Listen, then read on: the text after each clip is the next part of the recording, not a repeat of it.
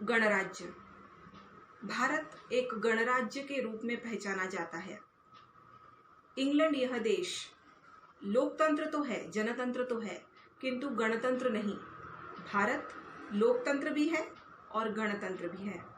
गणतंत्र का अर्थ या उससे तात्पर्य यह है कि एक ऐसा देश जिसमें सर्वोच्च शक्ति संविधान के माध्यम से जनता में ही निहित है और उसी के कारण जो सर्वोच्च पद संविधान के द्वारा निर्माण किया गया है वह पद अर्थात राष्ट्र प्रमुख का पद, इस राष्ट्र प्रमुख का पद भी वंश के आधार पर नहीं है, अपितु समय समय पर निर्वाचन के माध्यम से ही राष्ट्र का प्रमुख भी चुना जाता है।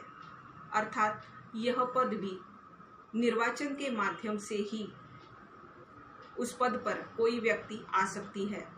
इसी को गणराज्य कहा जाता है और इसीलिए 26 जनवरी को हर वर्ष गणराज्य दिन मनाया जाता है।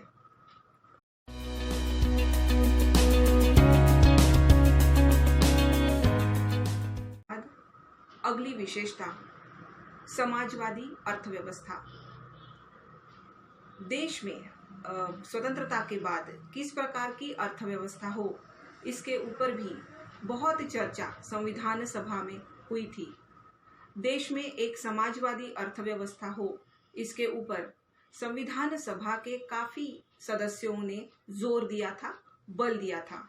उनका कहना था कि समाजवादी व्यवस्था ही एक आदर्श व्यवस्था हो सकती है जिसमें जनतंत्र और कल्याणकारी राज्य इन दोनों का विकास भी हो सकता है और उनकी सफलता भी निहित होती है। समाजवादी अर्थव्यवस्था एक इस प्रकार की अर्थव्यवस्था है जिसमें आर्थिक न्याय की स्थापना भी संभव है। समाजवादी अर्थव्यवस्था में किसी भी प्रकार से आर्थिक केंद्रीकरण नहीं होता है। सभी की आर्थिक आवश्यकताएं पूर्ण होती है। सभी को आवश्यकता के अनुसार अर्थ प्राप्ति हो, यही समाजवाद है।